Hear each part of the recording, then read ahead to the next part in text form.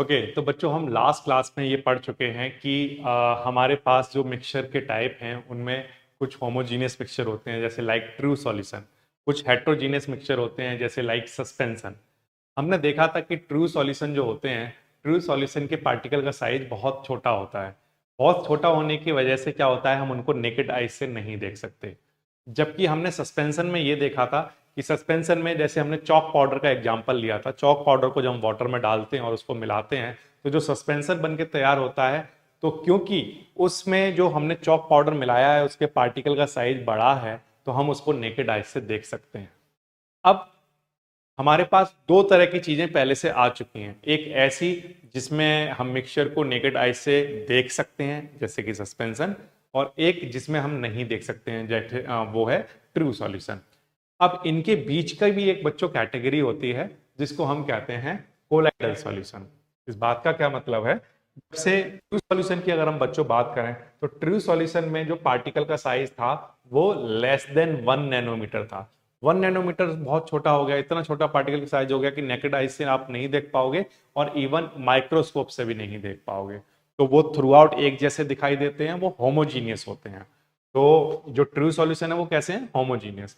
अब अगर हम बात करें सस्पेंशन की, जिनको हमने लास्ट क्लास में पढ़ा था, सस्पेंशन में पार्टिकल का साइज ग्रेटर देन 100 नैनोमीटर होता है। तो ग्रेटर देन 100 नैनोमीटर के होने की वजह से क्या होता है, उन्हें नेकेड आई से भी हम देख सकते हैं। लेकिन 1 नैनोमीटर से लेस और 100 नैनोमीटर से ग्रेटर के बीच की भी बच्चों एक कैटेगरी आती है जिसको हम कहते हैं कोलाइडल सॉल्यूशन। तो कोलाइडल सॉल्यूशन क्या होते हैं, तो बिल्कुल सिंपल सा आंसर है कि ट्रू सॉल्यूशन और सस्पेंशन के जो पार्टिकल का साइज है उनके बीच का जो साइज वाला जो सॉल्यूशन होगा वो क्या कहलाएगा, कोलाइडल सॉल्यूशन। तो solution in which the size of particle lie in between the true solution and suspension are called colloidal solution, या सिंपली हम इनको कोलॉइड्स भी कहते हैं।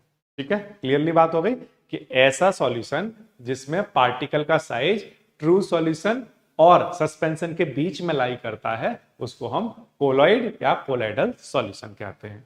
अब बच्चों इनके कुछ टाइप भी होते हैं। टाइप की अगर हम बात करें तो टाइप में जैसे ट्रू सॉल्यूशन में बच्चों आपने दो चीजें पढ़ी थी। ट्रू सॉल्यूशन जो होता है उसमें एक क्वांटिटी कम मात्रा में होगी, एक ज्यादा मात्रा में होगी, एक ज्यादा क्वांटिटी होगी, एक कम क्वांटिटी होगी। जैसे एग्जाम्पल के लिए आपने एक गिलास पानी लिया और उसमें शुगर को डाला, तो वाटर ज्यादा है, शुगर आपने थोड़ा लिया, तो जो शुगर है वो हमारा सॉल्यूट का काम करेगा जो कम अमाउंट में लिया गया, और जो हमारा वाटर है वो ज्यादा अमाउंट में लिया गया तो वो सॉल्वेंट का काम करेगा। तो ये आप पहले पढ़ चुके हो कि सॉल्यूशन के अंदर सॉल्यूशन जो है दो चीजों से मिलकर बना होता है, सॉल्यूट एंड सॉल्वेंट। सॉल्यूट क्या होता है, जो कम लिया जाएगा वो सॉल्यूट, और जो ज्यादा लिया जाएगा वो क्या होगा, सॉल्वेंट होगा। इसी तरह से बच्चों कोलाइडल के अंदर भी इसी तरह से चीजें काम करती हैं कि वहां पर एक क्वांटिटी कम होगी, उसका नाम होगा डिस्पर्स्ड फेज। क्या नाम होगा, डिस्पर्स्ड फेज। और एक क्वांटिटी ज्यादा होगी, उसका नाम होगा डिस्पर्सन मीडियम। क्या नाम होगा, डिस्पर्सन मीडियम। तो क्लियरली ये बात क्लियर हो रही है कि जिस तरह से कम क्वांटिटी को हम सॉल्यूट कहते हैं ट्रू सॉल्यूशन में, इसी तरह से यहां पर कम क्वांटिटी को हम क्या कहते हैं, डिस्पर्स्ड फेज। ठीक है, जिस तरह से हम ज्यादा क्वांटिटी को ट्रू सॉल्यूशन में सॉल्वेंट कहते हैं, इसी तरह से यहां पर ज्यादा क्वांटिटी को हम क्या कह रहे हैं, डिस्पर्सन मीडियम। तो डिस्पर्स्ड फेज और डिस्पर्सन मीडियम के बेसिस पर इसको कुछ कैटेगरी में डिवाइड किया गया है। जैसे कि जो हम मिला रहे हैं जो कम क्वांटिटी में है वो अगर सॉलिड है, और जो ज्यादा क्वांटिटी में है वो भी सॉलिड है, तो उसके बेसिस पर हमारे पास जो सॉल्यूशन बन के तैयार होगा वो क्या कहलाएगा, सॉलिड सोल। अब क्योंकि हम ट्रू सॉल्यूशन के साथ सॉल्यूशन टर्म को यूज कर चुके हैं, इसलिए हम पर्टिकुलरली कोलाइडल सॉल्यूशन को उनसे अलग करने के लिए सॉल्यूशन की जगह सोल टर्म का यूज करते हैं। ठीक है, केवल ये मतलब है इसका, क्योंकि ट्रू सॉल्यूशन और ये दोनों अलग अलग चीजें हैं, तो वहां पर भी हम सॉल्यूशन टर्म यूज कर रहे हैं, यहां पर भी सॉल्यूशन टर्म यूज कर रहे हैं, तो थोड़ा सा कंफ्यूजन हो सकता है। तो हमने सॉल्यूशन टर्म केवल ट्रू सॉल्यूशन के लिए रखा है, और कोलाइडल सॉल्यूशन ना कहकर अब हमने क्या कहना स्टार्ट कर दिया है, कोलाइडल सोल। तो सोल टर्म सॉल्यूशन की जगह यूज किया गया है सेपरेट रखने के लिए चीजों को। ठीक है, तो ये हो गया सॉलिड सोल। इसी तरह से अगर डिस्पर्स्ड फेस यानी कि कम अमाउंट वाली चीज सॉलिड हो, ज्यादा अमाउंट वाली चीज लिक्विड हो, तो वहां पर जो सोल बन के तैयार होगा वो सिंपली सोल कहलाएगा, सिंपल सोल, है ना। जैसे एग्जांपल के लिए मड वाटर, उसमें वाटर ज्यादा है मड कम है, तो जो मिलाया गया है उसमें, जो वहां पर मिलाया गया वो हमारा डिस्पर्स्ड फेस हो गया, और डिस्पर्सन मीडियम कौन हो गया हमारा, वाटर। वाटर हमारा डिस्पर्सन मीडियम हो गया जहां पर वो डाला गया, ठीक है।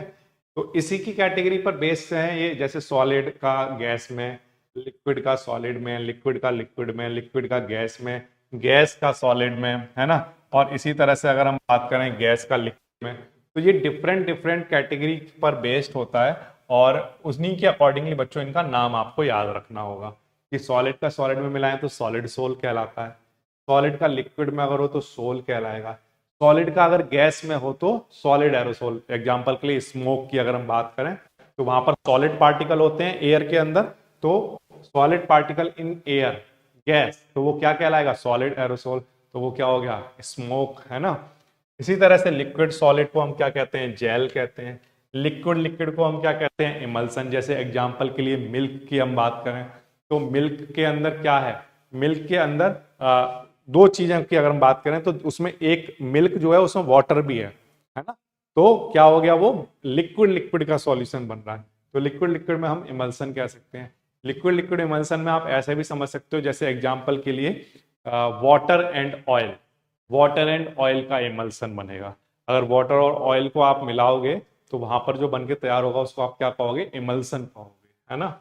लिक्विड और गैस को हम एरोसोल कहते हैं। गैस और सॉलिड, अगर कोई गैस सॉलिड में मिलाई गई है तो उसको क्या कहेंगे, सॉलिड फोम, और गैस को लिक्विड में मिलाया गया है तो उसको हम क्या कहेंगे, फोम कहेंगे।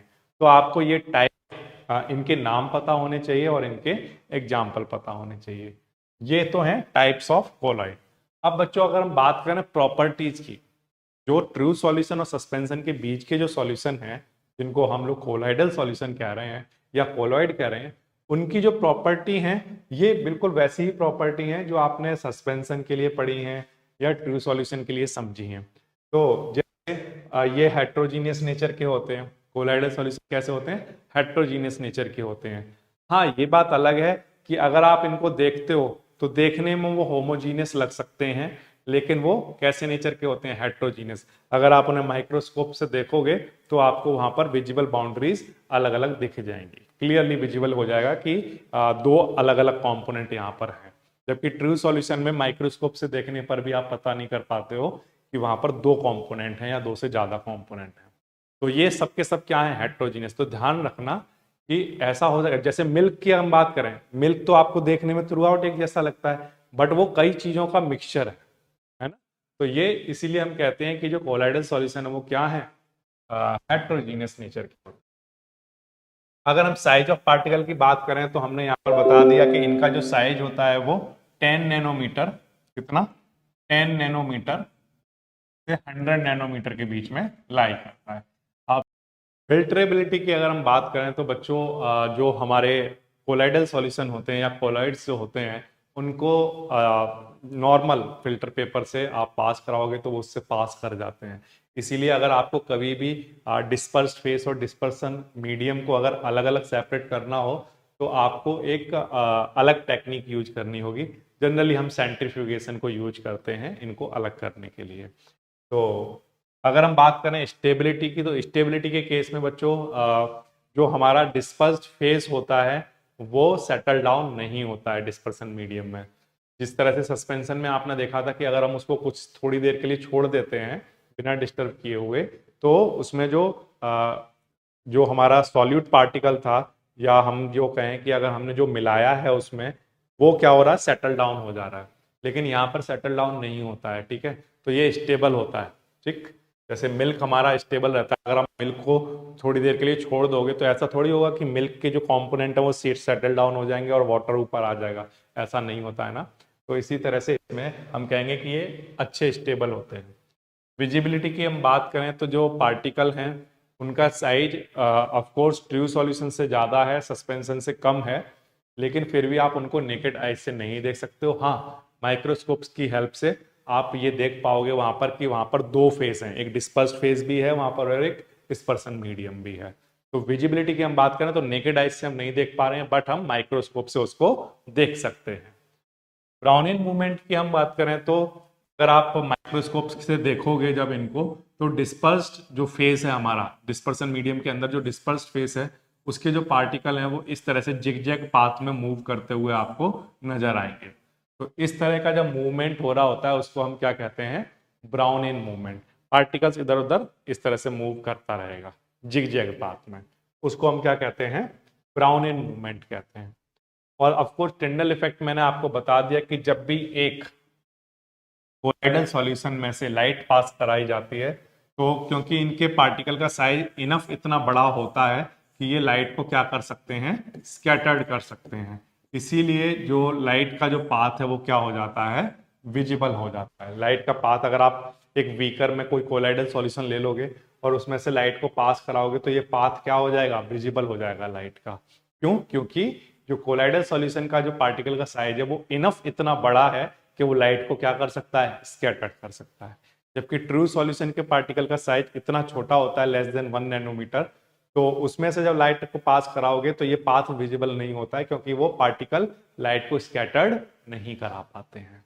ठीक है, तो ये तो टिंडल इफेक्ट को शो करते हैं, जबकि ट्रू सॉल्यूशन नहीं करते हैं। तो फिर से प्रॉपर्टीज की अगर हम बात करें, हेट्रोजीनियस है, पार्टिकल का साइज 10 नैनोमीटर से 100 नैनोमीटर है।